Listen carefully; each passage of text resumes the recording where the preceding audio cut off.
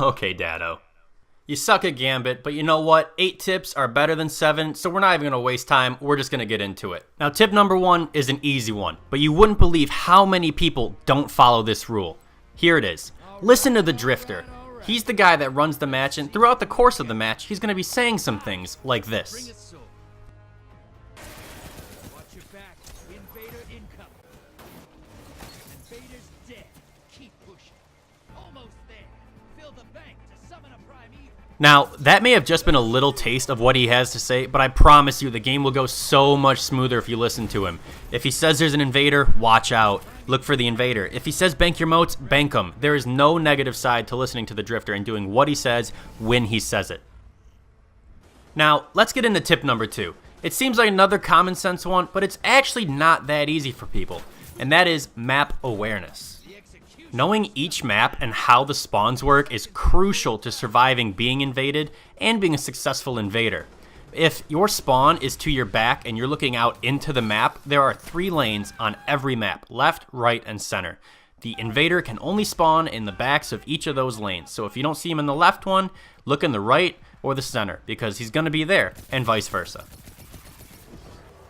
Number 3, a dead guardian is worthless. Instead of trying to get 15 moats every single time and dying and losing them all, just bank what you have. Yes, you want to get blockers, I get it, but sending over a taken phalanx that just shoots people everywhere and is so annoying can be way more effective than sending over that large blocker every single time. Bank your moats as frequently as you can, and you'll have your enemies swimming in taken phalanxes, and that is way more annoying than 2 large ogres. For number 4, you should just know better. Don't go straight for the primeval. Kill as many wizards as you can to stack that primeval slayer buff to do more damage to win the round. It's straightforward, it's simple, but some people just don't understand it. So please, kill the wizards first, then the primeval. Now at number 5, we have a little controversial of a topic, but it's super usage. I personally think there are only 2 instances where you should be using your super. In the first instance, is to damage the primeval. This is where most people use their supers, and they're always thinking, if I can use my super on him, I can do a lot of damage, but what they don't do is wait for a primeval slayer buff. If you don't have a stack of 3 or 4, you're not going to have a lot of damage output on the primeval. Now secondly, and what I think is the most important usage of a super, in my opinion, is when you are trying to clear a room of ads. If you use your super like I'm using it here to clear a bunch of ads, you not only drop a ton of orbs for your team, but you drop a ton of moats. More moats, you can bank more, you can send more enemies to the other side, and ultimately, you'll slow the other team down. Now, if you're like my teammates when I play solo Gambit, you're stuck in your ways. So number 6 is about changing that. If you're someone that just invades every single chance you get during the game, but you're getting 0 kills every time you invade, stop. Why are you doing it? There's no point. It doesn't help the team. Don't be stuck in your ways. It just hurts. If you can't invade in a game, try getting moats. Kill some enemies so your teammates can pick up moats in the distance. Kill the blockers that the other team sends over. But don't be caught up in your ways. Don't get stuck doing one thing over and over that ultimately kills your team.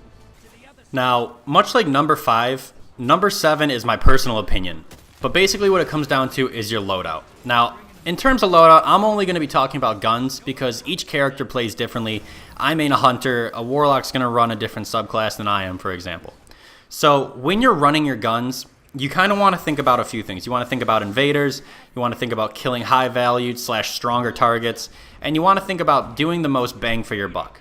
So the biggest controversy right now is that everybody and their mother is running Sleeper Simulant. I personally don't care about this.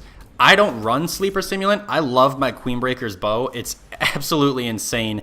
It still one-shots any single person in the game, not if they're in their supers, but killing someone in their super in general is a rare occurrence.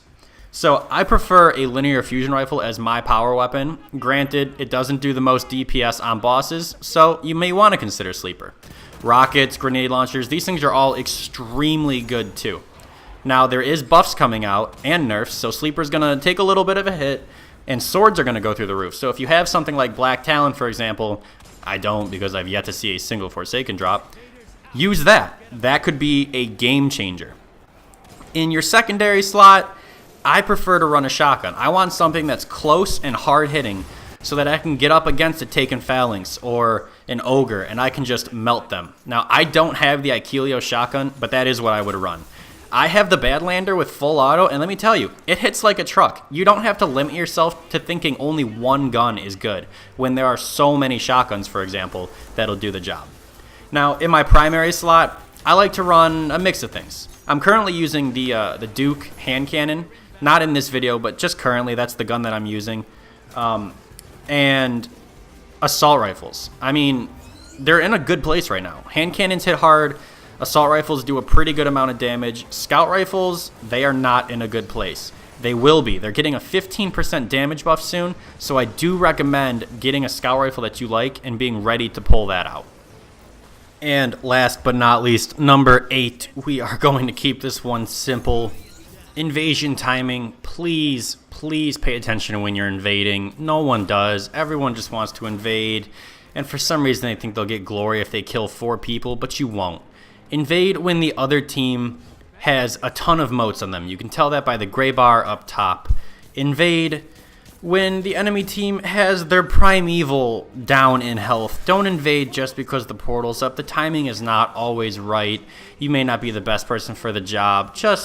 I'm so sick of it. I've been grinding for Malfians for so long, and having people just not know basic concepts and strategy drives me insane. So please, think about when you're invading, if invading is a good choice, if it'll benefit the team, and just be smart about it.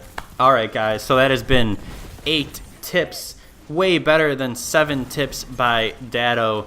And my name is Barry Hoff. This is Why You Suck at Gambit. Hopefully you don't anymore, and I will see you guys next time.